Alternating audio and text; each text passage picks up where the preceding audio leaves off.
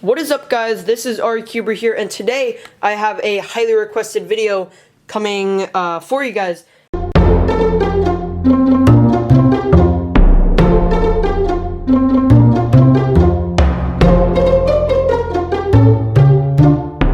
So what this video is going to be is, it's basically going to be a kind of tour of my room, mostly pointed towards my whole setup area. So first off, this is my bed. It takes up like half my room. Now over here, I basically just have this, you know, like if you're eating dinner and watching TV, there are those trays.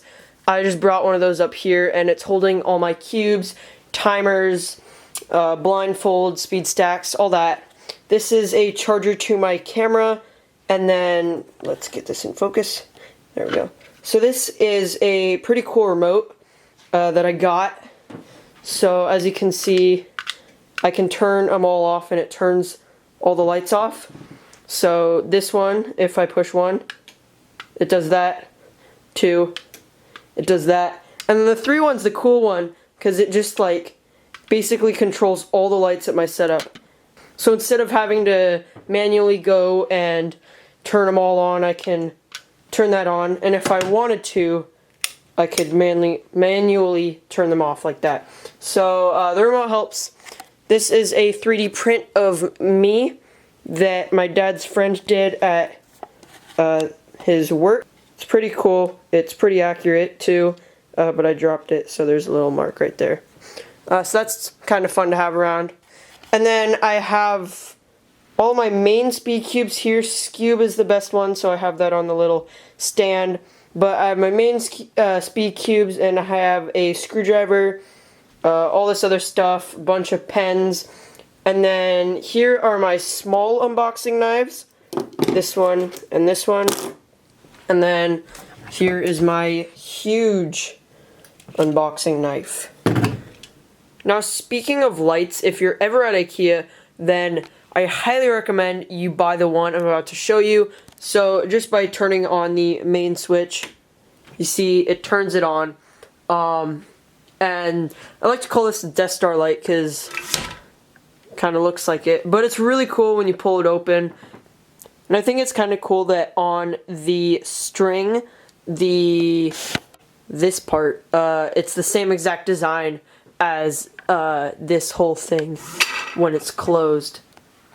And I do usually keep most of the cube boxes that I get. These are some of them, but as you can see, that's like probably 4 boxes in there. And then on some of these others. Now I do have this 10-foot male to female 3.5mm jack that goes from my camera to the mic. And I just have it plugged in and turned on. And when I'm sitting down, this is pointing at me and it's recording all the audio. So I have a tip for people that are starting out or that need help with like starting out, or if they think that their video isn't as good, like look at all the lighting I have, now look at that.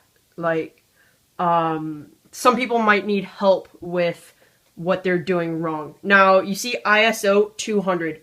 My ISO is usually at 1600, so if we raise that, you can see that, whoa, that looks super washed out, right? But it's not that washed out. It might appear like it, but it's not. So as you can see, if you don't have the best lighting, you can also raise your ISO, and it's very good for unboxings, and if you want your video to look nice or brighter, then you can do that. So that's a big benefit to having a DSLR with ISO options. So that's the tip I have for ISO. So you guys might have seen this and you might be wondering, why is this board of wood against his closet? So I am about to show you guys. It's very cool. So some of you guys asked how I do some of those slider shots. I barely have any on my channel, but I do have some. And if you saw in Skewb School episode 2, I think, where I talked about Land Springs, that intro was like amazing. And I used some of the slider for it. So look up here, watch that while I set this up. In the cubing community, many cubers have seemed to replace the Moyu springs with the Landland springs. But what many cubers don't know is what kind of difference this makes. Hey guys, what's up? It's recuber here, and today we'll be putting all this confusion up to the test. Okay, so that should have been enough time. I am going to set up my camera on this, so now I'm switching over to my phone. I really don't think that I need a slider. Cause I have this, like, it's really simple. So I stopped by a garage sale and got these furniture pads. They were like 50 cents for 8 of them. So it was a really good deal. And these can like slide around here. I have one over here.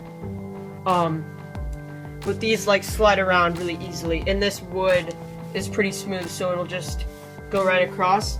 So as you can see here, I have the 10-foot male to female 3.5mm jack that usually goes from my mic to my camera. But what I do is I usually zoom in so that on the cube it's like tight on the cube, and then I make sure it's in focus, and then I get really low down right under my desk. So I'm under my desk and I make sure the camera can't see me, and I'm pulling it, and sometimes it goes off the track. Everyone, that about wraps up the tour of my room and my setup. If you like this video, please do a thumbs up and subscribe for 2 to 5 videos a week, and don't forget I have Facebook and Instagram in the description below, so check those out if you want.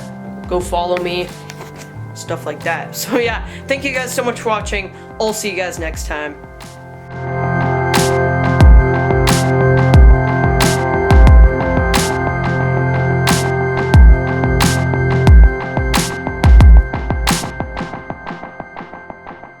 So you guys might be wondering, why is that board of wood against this closet? Well, oh crap.